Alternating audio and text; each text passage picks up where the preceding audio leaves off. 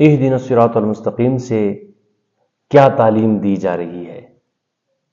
کیا عبادت کے بعد دعا مانگنے کی تعلیم دی گئی ہے؟ الحمدللہ رب العالمین والصلاة والسلام علی سید الانبیاء والمرسلین وعلی آلہ وصحبہ اجمعین، اما بعد، فاعوذ باللہ من الشیطان الرجیم، بسم اللہ الرحمن الرحیم۔ اللہم صلی علی محمد وعلی آل محمد کما صلیت علی ابراہیم وعلی آل ابراہیم انک حمید مجید۔ الحمدللہ آج ہمارا درس قرآن کا 18واں سبق ہے۔ آج انشاءاللہ الکریم اہدنا الصراط المستقیم کی تفسیر مبارکہ بیان کروں گا۔ اللہ تعالیٰ سے دعا ہے کہ اللہ تعالیٰ مجھے حق سچ بیان کرنے کی توفیق نصیب فرمائے۔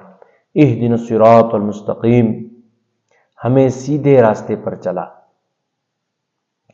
اس آیت مبارکہ سے پچھلی آیات میں اللہ تعالیٰ کی معرفت کو بیان کیا گیا ہے کہ اللہ تعالیٰ کی ذات ہی اس لائق ہے کہ اسی کی تعریف کی جائے۔ وہ رحمان ہے، رحیم ہے، یعنی بہت مہربان ہے اور رحمت فرمانے والا ہے۔ قیامت کے دن کا مالک وہ ہے۔ اس کے بعد پھر عبادت کو ذکر کیا گیا کہ رب تعالیٰ کی ذات ہی وہ ذات ہے جس کی عبادت کی جائے، وہی وہ ذات ہے جو اس مستحق ہے کہ اس کی عبادت کی جائے۔ پھر اس کو بیان کیا گیا کہ حقیقی مددگار رب تعالیٰ کی ذات ہے، کہ مدد جس طریقے سے بھی آپ تک پہنچے حقیقتاً وہ مدد اللہ تعالیٰ کی طرف سے ہوتی ہے۔ اب مفسرین کرام ارشاد فرماتے ہیں کہ اللہ تعالیٰ کی معرفت کو بیان کیا گیا، پھر عبادت کو بیان کیا گیا، پھر حقیقی مدد کو بیان کیا گیا۔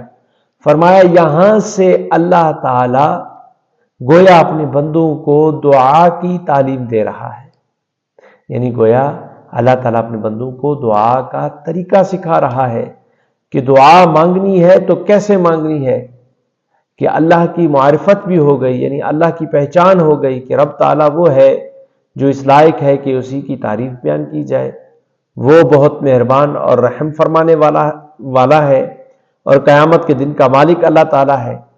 فرمایا جب اللہ تعالیٰ کی پہچان ہو گئی تو پھر فرمایا کہ جب راہ حق کی پہچان ہو گئی تو پھر کہا اہدنا الصراط المستقیم، کہ اے اللہ تو نے اپنی توفیق سے ہمیں راہ حق پر لایا ہے، راہ حق دکھایا ہے۔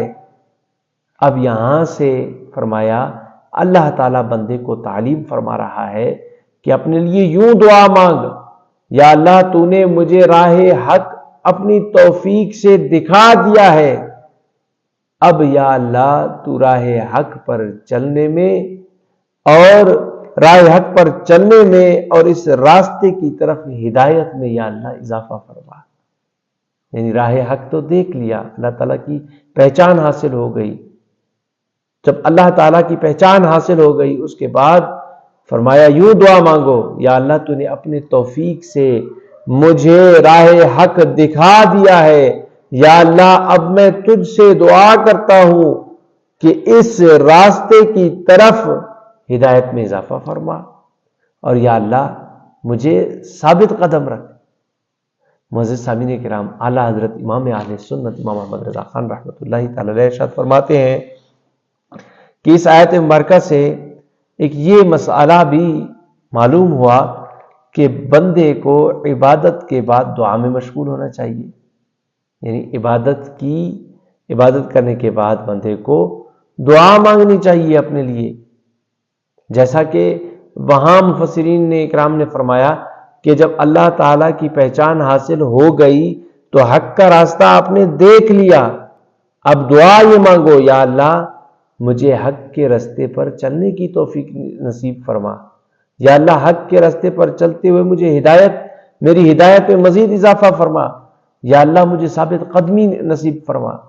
تو اعلیٰ حضرت امام اہل سنت امام محمد رضا خان رحمۃ اللہ تعالی علیہ ارشاد فرماتے ہیں اس آیت مبارکہ سے یہ مسئلہ بھی معلوم ہوتا ہے کہ عبادت کے بعد دعا مانگنی چاہیے، دعا میں مشغول ہونا چاہیے۔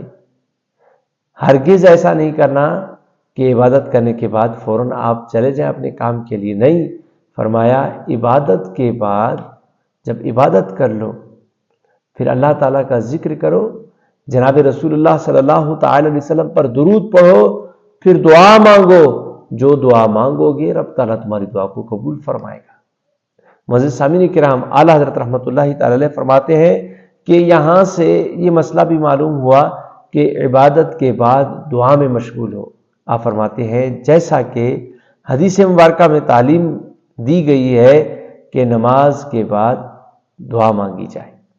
معزز سامعین کرام، آئیں مل کر دعا مانگتے ہیں کہ یا اللہ ہمیں صراط مستقیم پر چلنے کی توفیق نصیب فرما، یا اللہ ہمیں حق کے راستے پر چلنے کی توفیق نصیب فرما، یا اللہ ہمیں حق کے راستے پر چلنے کی توفیق عطا فرما، یا اللہ ہمیں حق کے راستے پر چلنے کی توفیق نصیب فرما۔ آمین آمین آمین۔